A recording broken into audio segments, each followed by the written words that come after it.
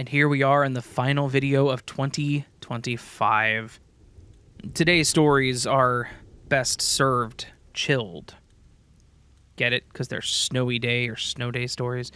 Anyways, snow day stories, but I wanted to come in here and say that this is the final video of the year, and a huge thank you to everyone who listened to my channel this year, who's new, who's been around forever. All of you are amazing, and thank you so very much for supporting me. And of course, if you do have a story to send in, go to astheravendreams.com and click the button to do so, or email it to astheravendreams@gmail.com, and of course, enjoy.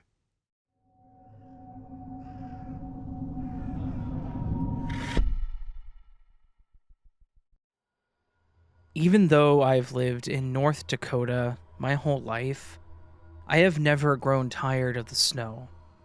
I love it.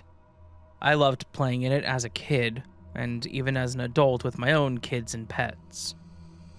But there was one winter when I was 11 that things became pretty scary for the neighborhood, and we all learned a fairly valuable lesson. It was late December. We were actually on our Christmas break, so we had plenty of time to play in the snow and not have to worry about anything.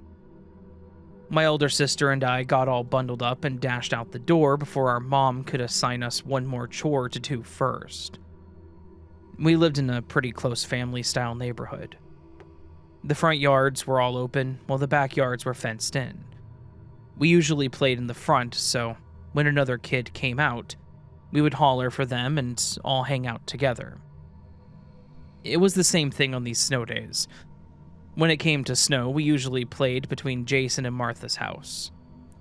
Jason was the same age as my sister. Martha was an older lady who lived alone, but she had probably one of the largest yards. She loved having us kids around and didn't mind that we took her snow, especially because one of us would end up shoveling her walkway for her. She was the sweetest. So we would meet up between those two yards and just do whatever from there. Eventually, all the kids in the neighborhood would be out to play or do something at that time. We tried to build snow castles, but never really got that far. We made snow angels or silly messages in the snow.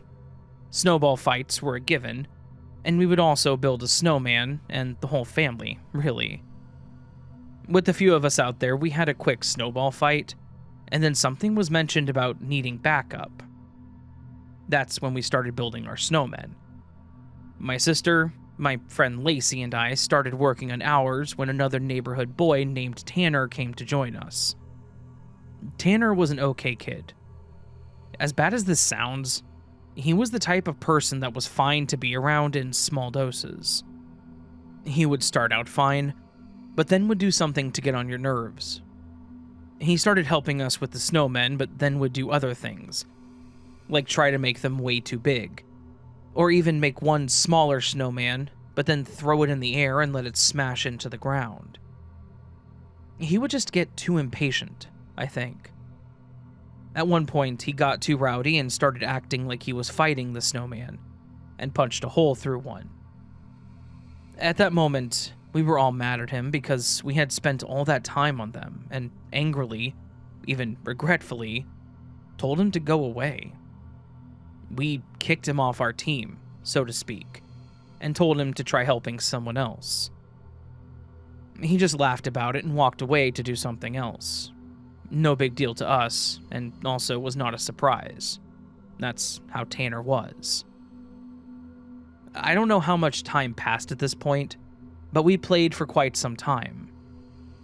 After a while, we got called in for lunch. We took off our layers, had lunch, and then decided to stay inside for the rest of the day, since our gloves and pants were pretty wet. We were in the basement, playing or watching something, when my mom came downstairs and asked if we played with Tanner at all today. We told her that we did for a little while, but that we told him to go away when he started being mean. She asked when the last time was that we saw him, and we had no idea. We didn't have a watch or a cell phone, so we didn't know the time, but we guessed that we were probably only together for the first hour or so. My mom asked us to really think about it and kept saying, "Are you sure?" And I remember thinking that she sounded like we were lying, and I was scared. My sister tried to explain better what happened, and my mom just nodded and said okay and then went back upstairs. We didn't really know what that was all about, but we just continued with our day. It was probably half an hour later. We were in the kitchen having a snack when my mom answered the knock at the door. I thought I was scared before. I was even more scared when she went to the kitchen with a cop and Tanner's mom. I remember them smiling and being nice and soft-spoken. They just asked some of the same questions about Tanner that my mom asked earlier, but the cop asked more about what we were doing, what was said, who else was around. We went over it all again and explained that nothing crazy happened. We got mad at him, yeah, but he walked off laughing about it. So why were we being questioned so hard about him when he was just as mean to us? Remember that this was all my thought process as a kid. And that's when the officer explained to us that we weren't in trouble, and neither was Tanner. But the real concern was that he was missing. No one could find him. His mom had been calling for him for some time, but he wasn't responding. She walked around the neighborhood, and she could not find him. And none of the kids out there knew where he was. And that's when she started going to the houses and calling people to ask if maybe he was in someone's house, or if anyone had seen him. So far, everyone had given a similar story. He played with us, got too rowdy, and then was told to try somewhere else. Tanner's mom was really sweet. I always thought it was odd that Tanner was such a bully sometimes, but she hugged us and thanked us for helping and for playing with him. After they left, I remember feeling scared and a little guilty. Would he still be around if we hadn't told him to leave? And where could he have gone? I felt bad and I wanted to do something to help out, even though I was just a kid myself. It was getting late, and I knew the sun was setting because some people had flashlights. My sister and I were nosy with people walking around outside, so we went and sat outside on the porch. My parents wouldn't let us leave. We were watching people talking and walking around, and that's when it really struck me that this was a full-blown missing person situation. Police were involved. They were looking everywhere. So what happened to him? And could it have happened to any of us? Turns out, it really could have been any of us. We were still on the porch, playing with a little snow up there, when we started hearing someone screaming. They were yelling, "I need help! He's here! I found him!" I remember seeing Tanner's dad running across the yard, down the street, looking down. Several other people followed him, and I started hearing more yelling in the distance. They ran around the corner of the street, and shortly after, we heard an ambulance. Something had certainly happened. With our parents walking toward the end of the street, we followed to see what was happening. I watched Tanner's dad walk back down our street holding Tanner. I remember the fear that I felt as he carried him. He was limp. And when he turned him around to put him on the ambulance stretcher, his lips were a dark blue, and his skin was super white pale. They quickly loaded him up in the ambulance, and his mom jumped in with him as they drove away. Tanner's dad said something to my dad, and the cop standing nearby, and then he got in his car and drove away too. We went back inside, and it became a normal night from there, for us, at least. My mom was on the phone a few times, but otherwise, I did my best to put Tanner in the back of my mind. But right before I went to bed, I remember crying. My mom asked me what was wrong, and I told her about how I felt bad about Tanner, and how I felt like it was partially our fault. My mom explained that we weren't in trouble, none of us kids were, and that it was just a scary situation. I asked what happened to him, and she explained it to me. Apparently, at some point after playing with us, Tanner ran off to do his own thing when he spotted one of those huge piles of snow. Of course, at our age, they were taller than us. It was like a mini mountain. Sometimes we even got snow from them, but not often because they were typically pretty dirty on the outside and hard to dig through. However, Tanner took it as a challenge, and he tried climbing it. He must have hit a soft spot toward the top and immediately fell through, leaving him stuck there and unable to get out. Now, this was all I knew at the time. My mom told me that they found him still alive, but he was very hurt, and she promised to tell me what happened to him whenever she found out more. I didn't see Tanner at school when we returned from our break. In fact, he didn't come back for about a month, and he was limping too, trying to use a crutch. He didn't play outside at all either. When he did finally return, I was hesitant to approach him, thinking he may have been mad at me. I told my mom about him being at school, and she suggested that I talk to him and be supportive. So I did. To my surprise, he was happy to talk to me. He seemed like old Tanner, but maybe a little less rambunctious. He actually explained to me how he climbed up that pile and was stomping on it when he fell through. He tried to dig his way out, but every time he moved, the snow packed around him more and more. He told me that he remembered being really scared, cold, and tired. Then he explained that he was using a crutch because they had to cut off 2 of his toes, and the tip of one of his fingers, and one of his ears. As Tanner did, he had taken off his gloves and hats before he fell in. From then on, Tanner and I actually became pretty good friends. He was still a goof in class, but not nearly as crazy as he used to be. I think that this was all a pretty stark learning experience for him. It was still a pretty scary experience for me, knowing that we were all outside playing and even went in while he was buried in the snow. I learned more about hypothermia and Tanner's experience when I was older. If he was in there much longer, he really could have died, and that was terrifying. Something all of us kids enjoyed every year could easily kill any of us. Thankfully, even with Tanner being a bit of a jerk of a kid, our neighborhood stuck together to look for him.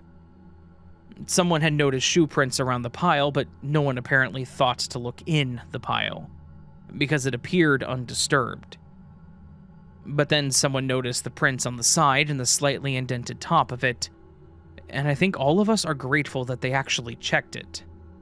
Because if they hadn't, Tanner might not be here at all.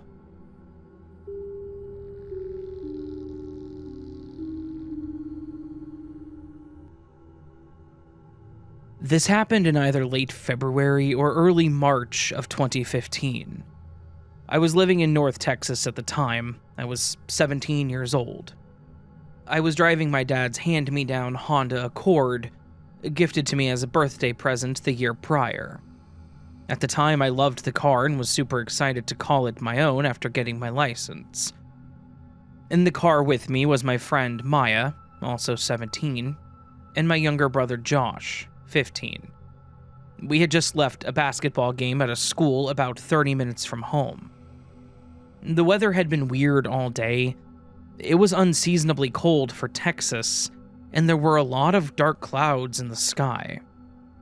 At first, I thought we were just about to get a really bad storm, which wouldn't have been a big deal. But then it started to hail.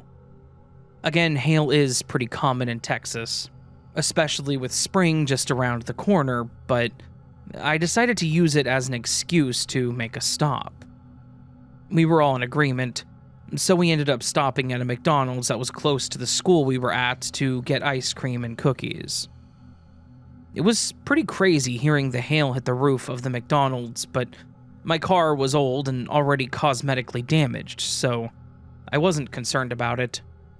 What I was concerned about was when the hail slowed and got quieter, and then turned to sleet, and then soon after, snow. Heavy, thick chunks of snow were now falling. We had just been talking and messing around on our phones, but once we saw that, we all agreed that we needed to get going in case it got worse. And that's where I wished that we would have just driven through the hail and sleet. Once back on the road, I quickly realized the snow was already sticking to the road. In Texas, that almost never happens. We might get a light dusting once every few years, but that was it. I could probably count the amount of times I've seen snow on my fingers. But the snow wasn't going anywhere. It was coming down fast and thick. There was a little sliding until we got on the highway, and it was making Maya nervous. She had moved here from Florida 2 years earlier and had never driven in snow either. The problem is, I think most people on the road that day really hadn't. The most training and experience with winter driving for me was my dad telling me to go slow and don't brake too hard. Other people didn't get that same lesson, I guess, because I had several pass me and stare like I was crazy for not going 70 down the highway. When I felt the tires slip when it hit dips in the road, I slowed down even further, going around 40, I believe. At one point, there was a huge lifted truck that just roared past us going full speed. I was angry. It sprayed slush all over my windshield, and I had to slow down further just to let my wipers clear it up. Who does that? But then, shortly down the highway, there was a clover turn that I had to take to stay on the part of the highway that I needed to take. I slowed down even further to make sure I could take the turn correctly, and to my surprise, I had seen that same truck that flew past us stopped on the side of that turn. The front of it smashed into the construction barrel at the start to warn others of the turn. No one else was around. Part of me wanted to stop because I felt bad for them, and another part of me just wanted to give them the old "I told you so" kind of look for being a jerk earlier. The former one. Even with Maya and Josh telling me I should just keep going, I stopped, rolled down my window, and the guy rolled down his passenger. I asked him if he was okay and if he needed us to call anyone for him. It was an older man, probably close to my dad's age. He just said something to the effect of, "No, I'm fine, but thanks," in a very annoyed tone. Can't blame me for trying, though. So I told him to be safe, rolled my window back up, and was on my way. Stopping probably wasn't the best idea, as we struggled to get around that hill, but we made it. That wasn't the last car that we saw like that either. We saw a van sliding across 2 lanes ahead of us until they came to a stop on the shoulder. We saw another car clearly overcorrect and end up perpendicular across 2 lanes on the other side of the highway, which was terrifying on its own. I was coming up on my exits, so I slowed down even more, preparing to exit and stop at the light. I could feel the occasional slip, and every time it made my heart drop. Josh had now gone quiet in the back, telling me that he was clearly nervous. Maya was also nervous, but she was trying to make me feel better and lighten the mood as much as she could. I hit my turn signal to indicate that I was exiting and slowly veered to the right to get off the highway. But as I was exiting, feeling better that we were in the home stretch here, I heard Maya say, "Oh, please tell me that they are not exiting." I saw her look out the side view mirrors, so I checked the rear view. There was a van that was going way too fast down the highway. You could hear the skids as their tires spun and they started fishtailing. And they continued up the exit ramp, the same ramp that we were on. I didn't know what to do. I couldn't really get over. I tried to get to the side, closer to the shoulder, but that's all that I could do, and that still wasn't enough. The van came barreling toward us. Josh was cussing, Maya was screaming and bracing herself. I remember clutching the steering wheel really hard and being frozen in place. The impact was deafening. It managed to hit the back, causing us to spin I don't know how many times. The side airbags had deployed, smacking the side of my head, causing major whiplash. I tried to control it, slowly braking, but it felt like my efforts were fruitless. We didn't stop until we were nose down in the small runoff ditch on the side. Once we were at a complete stop, I asked Maya and Josh if they were okay, and they both quietly responded, but at least they were conscious. After making sure they were okay, I knew there were a few things I needed to do next. One of those was to make sure the people in the van were also okay. Looking out the windshield, I could see the van stopped at the intersection with their hazards on. I started opening my door to get out when the van took off. Their tires slid a few times and they skidded through the intersection, but afterwards, they were fine and long gone. I was shocked. They had just hit us, causing us to end up in the ditch, and then they kept going. We could have been seriously injured, or hell, if either of us was going any faster, maybe even dead. But they didn't even bother to check on us. I was furious.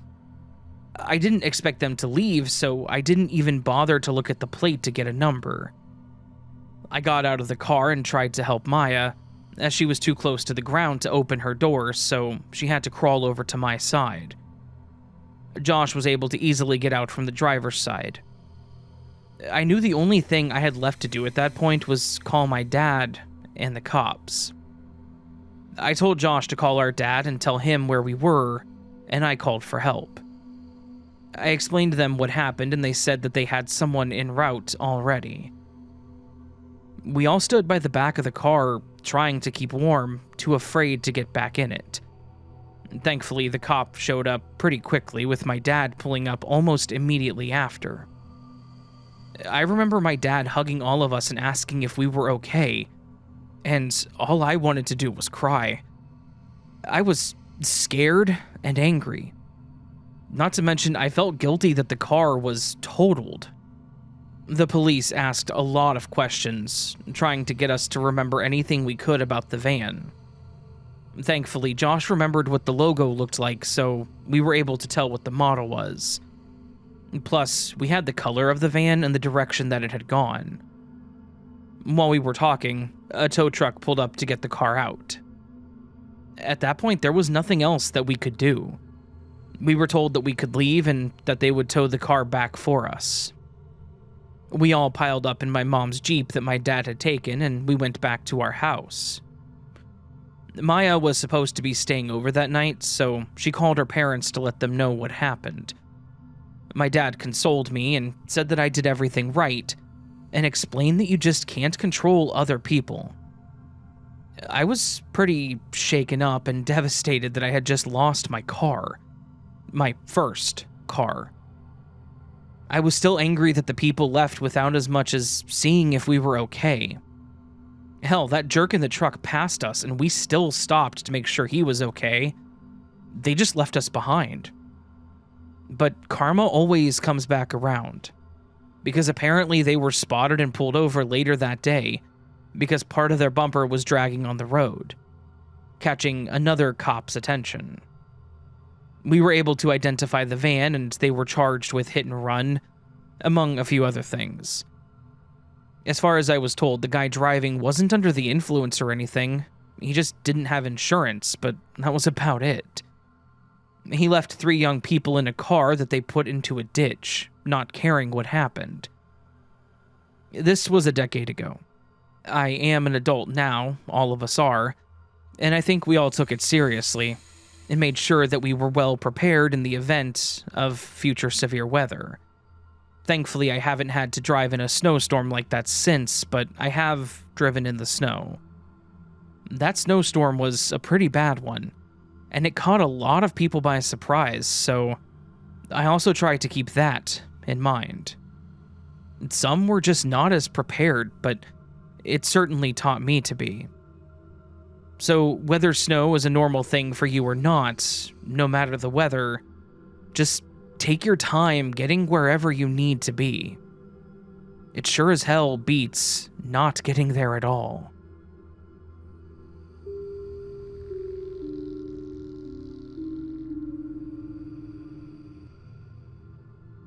back when I was in my sophomore year of college, I was a disgruntled delivery driver for a local pizza chain. The job wasn't glamorous, and to be honest, I hated it before this event. But I did the job because the extra cash was good. This was especially true when it came to days where the weather sucked. I drove a mildly beat-up Ford Bronco that was an absolute beast when it snowed. So I knew that if I delivered on days where it had piled up, I would most likely be fine. I depended on it, because on those nights the tips were always great. A $20 run could easily turn into a full 20 in tips, because people would feel bad about making you get out and drive through the snow. It was just after 11 p.m. on a day where we'd been getting blanketed since around noon, and the roads were absolute garbage. We got an order for a large pepperoni and a side of wings that needed to get to an address on the furthest road of our delivery circle. It was a part of town where there weren't many houses, closer to where it actually became more rural. But there were a few houses out there, and with it being that far, my thought was immediately on how much this guy was going to tip. I was greedy, what can I say? My manager actually asked if we should cancel it, quote, for safety, but I told him that I would take it. He asked if I was sure, and I waved him off. I told him I'd be fine, and he just nodded and said okay. I grabbed the heated bag with the food and loaded it into my passenger seat, and then started out at the parking lot. The drive was white-knuckle the whole way. The Bronco was usually a tank in this kind of weather. I could get through drifts that would bury a sedan like they were nothing. But the visibility was near zero. The wipers were fighting a losing battle against the huge wet flakes. When I got to the customer's house, I was hit with that eerie silent stillness that happens in a blizzard. The driveway was the first red flag, though at the time I didn't really see it like that. It was completely untouched, with easily 10 or so inches of snow piling around it. I should have parked on the street, but I was also a victim of laziness. The driveway was a decent length, and I really didn't want to walk all the way through the snow, so I pulled my car into the driveway so I was closer to the house when I parked. I trusted the old machine to make it in and out of the driveway. Unfortunately, as much as I trusted the vehicle, I also misplaced a lot of trust in myself. After I pulled up, I decided that I would go ahead and reposition myself to make it easier to turn around and pull out forward. Basically, pull a pre-exit K-turn. The driveway looked wide enough for me to do so I figured I would be fine. That assumption was dumb. The driveway was not as wide as it looked, and my decision would be what set me in a really bad position. I turned hard left, and then I put it in reverse to back up, and within a few moments, I felt it slide. Then gravity took over and my back passenger side tire dropped off solid ground, and into what was basically a drainage ditch filled with snow. I shouted out an expletive or two, grabbed the pizza, and threw my door open, thinking that I would have to figure this all out after delivering the food. I knocked on the door and an older guy answered wearing a wool sweater and sweats. He didn't smile or really say anything. He just looked at me, glanced past me at my car, which was obviously in a precarious situation, and then gave me a bit of a huffed laugh. He then handed me the cash and took the pizza, and then just stared at me blankly. I stood there for a second thinking that surely he would say something, but when he didn't, I just said, "Okay, thanks, have a great night," and then turned to walk away. I got to my car and I threw it into 4 low, trying to get it out of the drainage ditch. I rocked it back and forth. I tried drive, tried reverse. No matter what I did, the rear wheels were not moving. The passenger side was in the ditch, and the driver's side was partially on a slant, but I was just spinning on thick snow that was turning into ice. This was something that I wasn't used to. The Bronco never got stuck. here I was, not able to move it. After a few moments, I opened my door and was met with someone, the customer, shouting at me. "I had a feeling you were stuck. I already called a tow truck. Why don't you come on inside? You can call your store and let them know why you aren't back yet." My head was telling me not to follow him inside, but it was freezing out there, and I really didn't want to stand outside waiting for a tow or burn my gas running the heater. In the end, I agreed with him and the two of us stepped into the front door. It was warmer inside, but the house was also a mess. It looked like the start of a hoarder's home. There were piles of stuff in random places, strewn about here and there. It was like he was starting to become a hoarder, but wasn't quite there yet. Yes, I judged, and I still am. And yes, I know that's a dick move. He motioned toward what looked like a dining room and said that the phone was on the hook in there. I walked in and grabbed the phone off of the base and put it to my ear, only to be greeted with silence. I pressed the button on the base a few times and nothing changed. I glanced over at the living room where the man now was, only to see him standing there and staring at me. I had this really deep, painful feeling in the pit of my stomach. It was at this point that I realized that I was an idiot. I put the phone back on the hook and mentioned that it wasn't working, and then stepped into the living room like I hadn't actually realized what was happening. I very calmly looked around the room for anything I could use as a weapon. Then, the other shoe dropped, and he made it very clear what his intentions were. "You know what this is. How much money do you have on you?" I sighed and basically fell into a minor plea for my life. "Dude, I have the cash you gave me in like $20. If you want it, you can have it. I don't care. Just let me leave." He looked like he was contemplating it for a moment, and then shook his head and said, "Nah, I think you have more than that. Don't make me hurt you, please." At that point, I figured that it was do or die. I grabbed a broom that was propped up against the wall and I swung it as hard as I could, in a way that would hit with the handle instead of the bristle part. It was one of those old brooms, the ones that were completely made of thick wood, so it had some heft to it when it smacked against the guy's face. I took that moment of distraction to turn and run to the back door, flipped open the lock, and took off out and around the house to get back to the road. I heard him grunt and shout something at me as I ran down the driveway. I have no idea what he said, but he didn't chase me out into the yard. He probably just assumed that the cold would get me, plus I couldn't escape in my car since it was stuck in his front yard. I had to book it on foot, and I knew that that was not in my favor.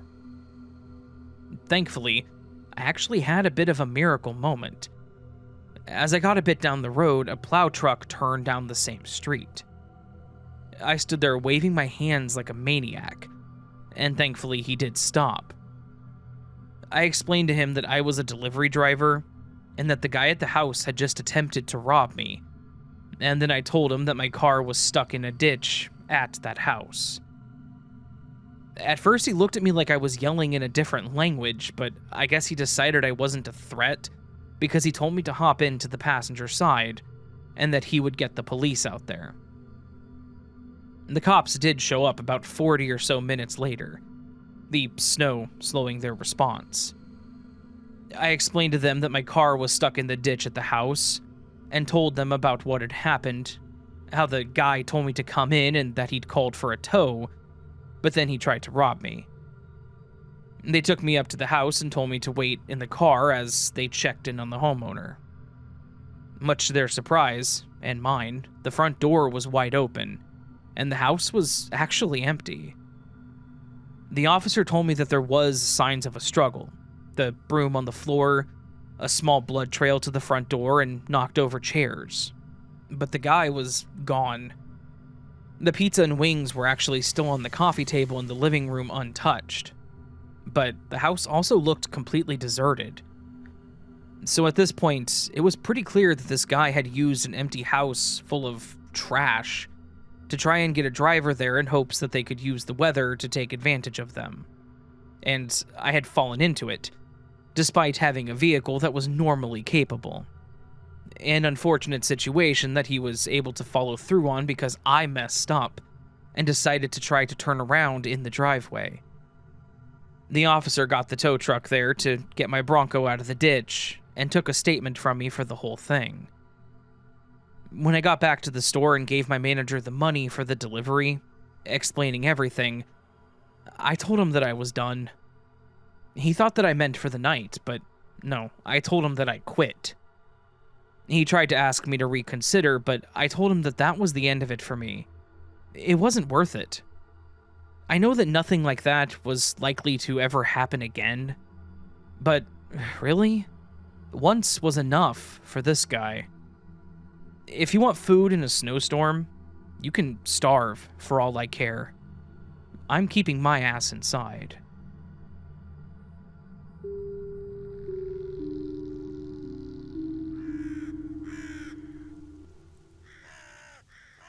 So that, my friends, was a collection of some snow day scary stories. Scary stories that occur on snowy days. On days where it's snowy, blustery, whatever. Snowy, snow, blizzard, snowstorm. Like what we're dealing with up here. This past weekend, we had a lot of snow, actually, Sunday into Monday. We had blizzard-like conditions, based on what the news was saying. And whenever I went outside to shovel the parts of the driveway I could in the front steps, the drifts that were at the steps were a solid 1.5 feet tall. So, yeah. A lot of snow here, and it's cold. I shoveled a -10, and I was not properly covered and prepared for that. Silly me. I didn't wear my good hat. I wore the cheaper hat. Anyways, yeah. Hopefully you enjoyed the stories. If you did, please do hit the like button. If you're new to the channel and liked what you heard, consider subscribing. Please also consider leaving a comment down below. I feel like my comment section's been kind of just lacking lately. I haven't had a lot to respond to. I try to respond to everybody. I know I don't get to everybody, but I try. Man, it just feels like there haven't been very many comments to reply to. And maybe that's just end of the year fatigue, you know, holidays, such and such. So, you can also join Patreon or memberships, get early access to content like this with the join button down below, or patreon.com/astheravendreams. You can send your stories into astheravendreams.com or astheravendreams@gmail.com. If you choose to go to the website, you can also find the podcast on other platforms. You can find stories I've written. You can find accolades for the channel. You can find the book I wrote, other things. There's a lot of stuff in there. Just go check it out. Yeah. This is it. This is the end. This is the end of this video. So, with this, I say goodbye to 2025. Hello to 2026 soon. And yeah. I also say hello to you. And that I hope that you know you are loved, you are valid, you are important, you're the best that you can be, and the world is a better place with you in it. May 2026 bring us all whatever it is that we need or desire. And of course, my friends, much love and Happy New Year.